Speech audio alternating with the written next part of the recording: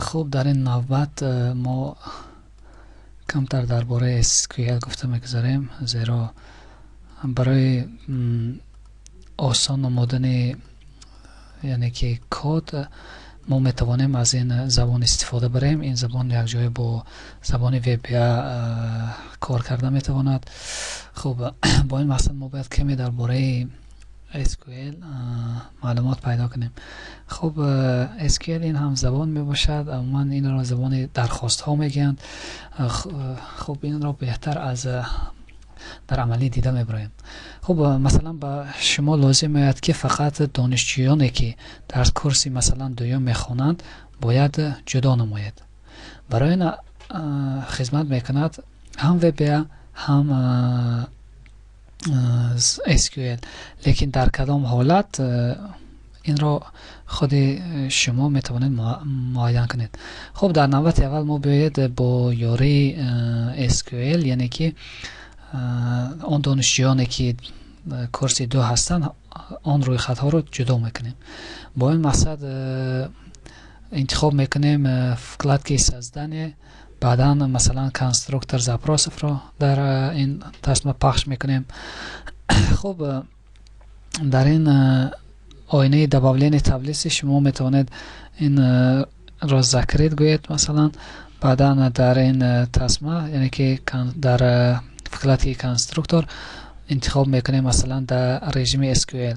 خب شما دقت دهید که ما با کد یعنی که با میدانی که مثلا سطرهای SQL نوشته میشوند وارد شدیم و میبینیم که کلمه select با علامت نقطه ویرگول در این میدان نوشته شده هستند. select این معنایش انتخاب نمودن. انتخاب نمودن چی؟ اگر ما گوییم که انتخاب نمو مثلا رمز ضرب زیوازشکه، یعنی که انتخاب نمو همه میدان ها رو، هم میدان کد، هم میدان فیا، هم میدان کورس، یعنی که در تبلیت چند میدانی که وجود دارد همه آنها رو افاده میکند select. خب بعدن خب تکمیش انتر رو پخش میکنیم میگیم from، یعنی که از کجا انتخاب کند همین میدان ها رو، یا که تبلیس رو نشان میدیم مثلا تبلیس ما فاکولته، یعنی که در تبلیس فاکولته انتخاب نمو همه میدان هایش رو. خب اگر همین رو نوشته رژیم تبلیس بگذاریم میبینیم که مثلا میدان فیا یا کورس و کد در запроси ما پیدا شدن. خب این تکمچ ستریلکه رو پخش میکنیم، رمز سیکونجی رو و باز انتخاب میکنیم رژیم SQL. اگر ما با جای زویازش که مثلا فیا نویسیم باز میگذاریم به رژیم فرم، میبینیم که فقط فیا یعنی که فقط میدان فیا رو انتخاب کرده است تمام. اگر بود به رژیم SQL گذاشته علامت ویرگول رو گذاشته مثلا کورس نویسیم میگذاریم به رژیم تبلیس، میبینیم که هم فیا هم کورس رو انتخاب نموده است.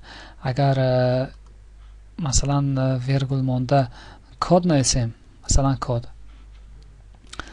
میبینیم که کد را هم انتخاب نموده است. شما پای در پای را بینید که اول که فیا بود فیا رو برآورد، بعدا که کورس بود کورس را، بعدا که کد بود کد را، یعنی که برآورد. خب ما با جای همه این مثلا می نویسیم که زویازدشکه، یعنی که همه میدان هایی که در همین تبلیس فاکولته هستند انتخاب کن. خب انتخاب نمود.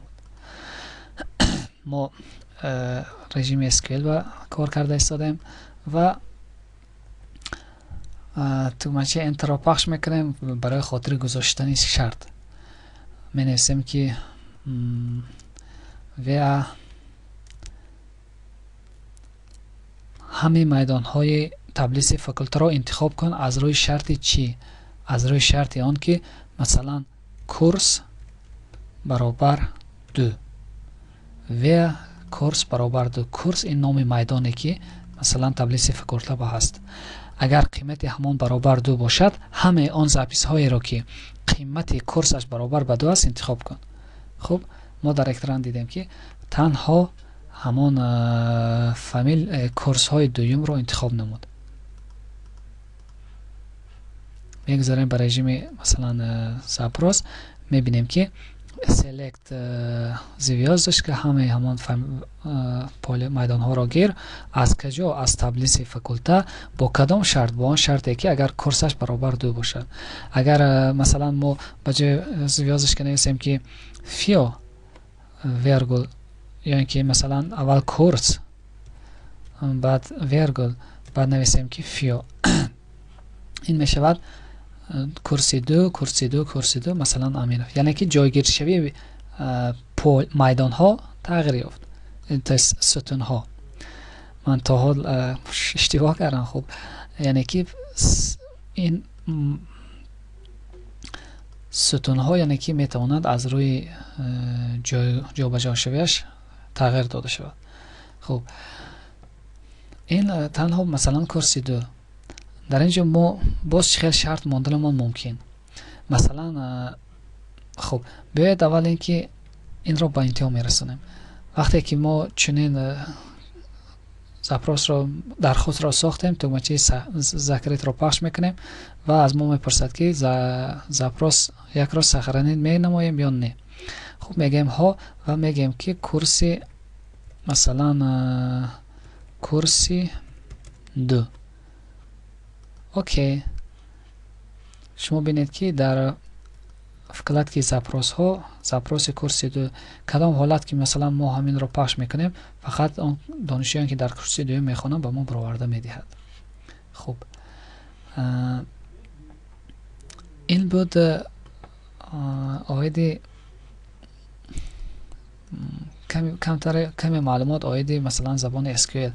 این زبان بسیار یک زبان آسان و ساده است ولیکن بسیار قاعده های خودش را دارد و ما آیدی هر یک شرط و شرایط این زبان گفته نمیگذاریم در این درس. البته این در درس های آینده صحیحتر دیده خواهد شد.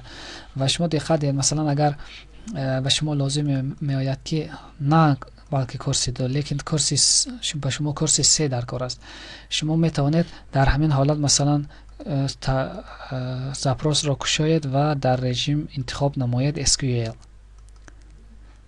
شما به کدش وارد می شوید و شما به جای 2 3 میگذارید، باز میگذارید به رژیم فور تبلیت. شما میبینید که فقط کورسی 3 و اگر خواهید باز پخش کرده به رژیم. شما دقت دید همین تکمچه به 2 قسم جدا می شود. قسم یکم بینید از قسم دوم با چی مثلا با نوشتجات رژیم و استریلکا قسم یکم باشد با مثلا خطکشک و روچکا فرق میکند. خب ما یکم را نه بلکه دوم را پخش میکنیم و در آینه زیرمینی پیدا شونده رژیم SQL را انتخاب میکنیم. خب این بود کمی درباره SQL. مثلا SQL کورس و فیو از کجا SQL انتخاب کن میدان های ستون های کورس و فیو را از کجا انتخاب کنم؟ میگوید که از تبلیس فاکولته. از روی کدام شرط؟ از روی آن شرطی که اگر کورس برابر 3 باشه. خب با همین شرط ما میتوانیم مثلا انتخاب کنیم. وقتی ذکر میکنیم سخرانی میپرسد. خب این دفعهش به کورسی 3 شد. این بود کمی